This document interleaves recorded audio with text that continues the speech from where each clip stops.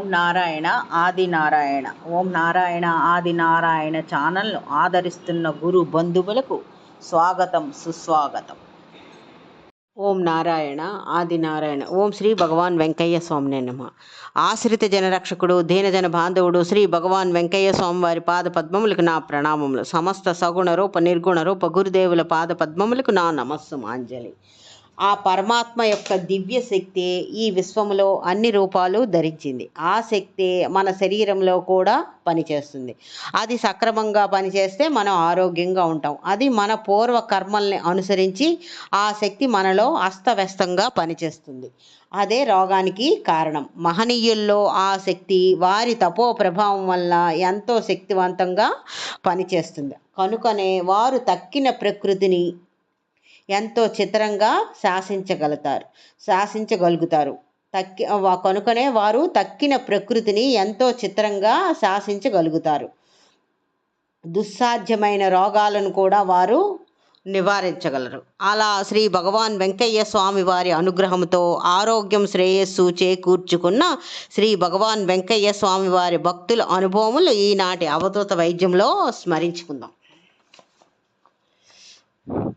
వీరి పేరు శ్రీమతి నాగబాసురాదేవి గారు. వీరు కలిచేడులో అధ్యాపకురాలుగా పనిచేశారు.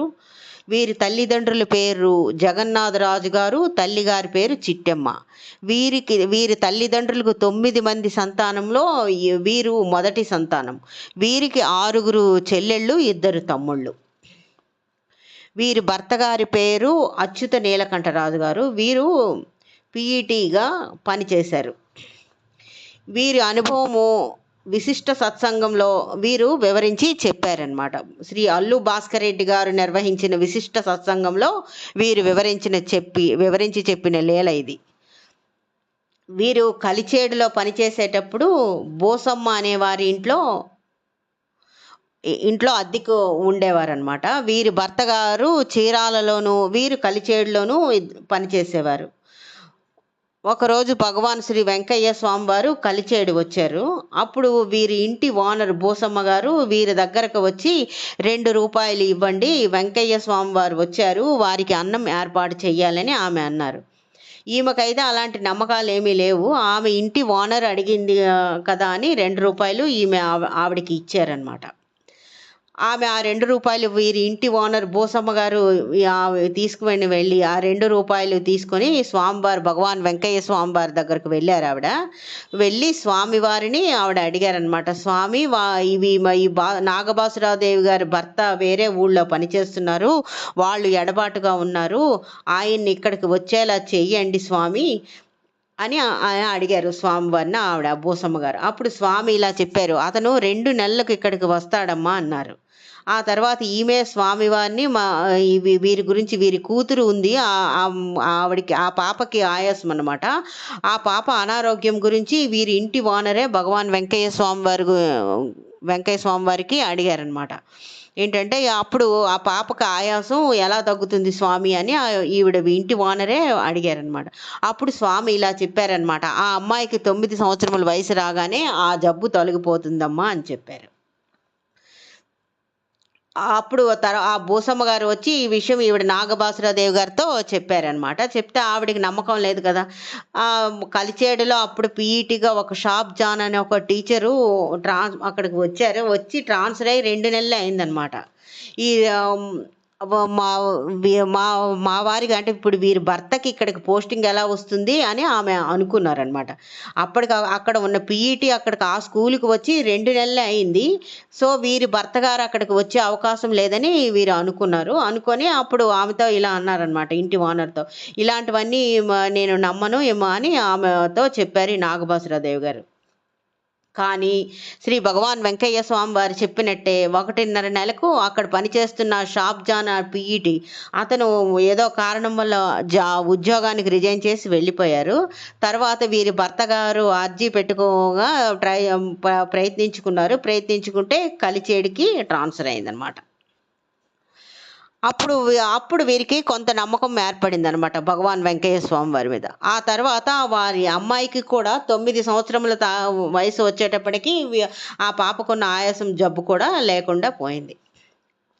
ఆ తర్వాత జరిగిన సంఘటన ఇది. మంచి చలికాలంలో వీరి భర్త గారికి విపరీతంగా దగ్గు వచ్చిందనమాట. రాత్రి 11 గంటలయింది. వీరి భర్త గారు విపరీతంగా దగ్గుతున్నారు. అప్పుడు వీరి భర్త అన్నారనమాట, ఈ అచ్యుత నీలకంఠరాజు గారు, స్వామి దగ్గరికి వెళ్దామా అని అన్నారనమాట. అప్పుడు ఈమె అన్నారు, నేను కూడా వస్తాను అని చెప్పాను. ఇద్దరు అని ఈవిడ నేను కూడా వస్తానని ఆమె చెప్పారు. దాంతో ఇద్దరం కలిసి బయలుదేరి వెళ్ళారనమాట. బయట చూస్తే విపరీతమైన మంచు, వారికి దగ్గు ఆయాసం విపరీతంగా వస్తుంది. దాంతో వీరు చాలా భయపడ్డారనమాట. ఆ భర్తతో అన్నారు, మీరు కింద పడితే నేను లేవదీయలేను అని భర్తతో అన్నారు. అప్పుడు నీలకంఠరాజు గారు అన్నారనమాట, ఏం కాదు, స్వామివారి దగ్గరికి వెళ్దాము అని అన్నారు. అదేవిధంగా శ్రీ భగవాన్ వెంకయ్య స్వామి వారి దగ్గరికి వెళ్ళారు. అప్పుడు శ్రీ భగవాన్ వెంకయ్య స్వామి వారు మైకాగని దగ్గర, ఆ కలిచేడు మైకాగని దగ్గర ఉన్నారనమాట. వీరు వెళ్ళి నమస్కరించుకున్నారు. అక్కడికి వెళ్ళిన తర్వాత వీరి భర్త గారు మరింత గట్టిగా దగ్గారనమాట. అప్పుడు శ్రీ భగవాన్ వెంకయ్య స్వామి వారు వీరి ముఖంలోకి ఒక్కసారిగా చూశారు. అంతే, దాంతో దగ్గు ఆగిపోయింది. అది మొదలు వారికి దగ్గు ఆయాసమే లేకుండా పోయిందనమాట. ఆ తర్వాత జరిగిన సంఘటన వీరు వివరించారు, ఇలా వివరించారనమాట. కలిచేడులోని శ్రీ భగవాన్ వెంకయ్య స్వామి వారు వచ్చి ఉన్నప్పుడే ఒక income tax officer Alsatian dog ఒకటి తీసుకొని వచ్చారనమాట. అక్కడికి స్వామివారి దగ్గరికి తీసుకొని వచ్చారు. అప్పుడు ఈమె నాగభాసురాదేవి గారు, సుబ్బరామయ్య మాస్టర్ గారు అందరూ అక్కడే ఉన్నారనమాట, స్వామివారి దగ్గరే ఉన్నారు. ఆ కుక్కకి ఆరోగ్యం బాగులేక తీసుకొచ్చారనమాట. అప్పుడు కుక్క స్వామివారి కుక్కను చూస్తూ ఉన్నారనమాట. ఆ కుక్క తోకను నేల మీద కొట్టి స్వామివారిని చూస్తూ ప్రాణం వదిలింది. షిరిడి సాయి చరిత్రలో ఒక పులి బాబా సమక్షంలో బాబాను చూస్తూ ఎలా మరణించిందో అదేవిధంగా ఈ కుక్క కూడా తోకను నేల మీద కొట్టి మరణించిందనమాట. ఆ తర్వాత ఒకరోజు ఇలా జరిగిందనమాట. ఆ తర్వాత ఒకరోజు వీరి చెల్లెళ్ళు వీరి దగ్గరకు వచ్చి గొలగమూడికి నడుచుకుంటూ వెళ్దామని అన్నారనమాట. కానీ అప్పుడు ఈమెకి కాలుకి దెబ్బ తగిలిందనమాట. కాలుకి దెబ్బ తగిలి కాలు బాగా వాచిపోయి ఉందనమాట. సో అందుకని నేను ఆవిడ నడవలేను అన్నా కూడా, లేదు పర్వాలేదు, కారు వెనకే వస్తుంది, మనము ఎంతవరకు నడిస్తే అంతవరకు నడుద్దాం, తర్వాత కారు ఎక్కుదామని వాళ్ళు చెల్లెళ్ళు చెప్పారు. దాంతో ఈవిడ ఒప్పుకున్నారనమాట. ఒప్పుకొని వెళ్ళారనమాట. నెల్లూరు టౌన్ నుంచి అలా నడుచుకుంటూ వీరి చెల్లెళ్ళతో పాటు భజన సత్సంగం చేసుకుంటూ ఆడుతూ పాడుతూ నవ్వుకుంటూ గొలగమూడి నడుస్తున్నారనమాట. అన్నమయ్య సర్కిల్ దాటారు. అన్నమయ్య సర్కిల్ దాటిన తర్వాత ఏమీ కాలేదు. ఇస్కాన్ టెంపుల్ కూడా దాటారు.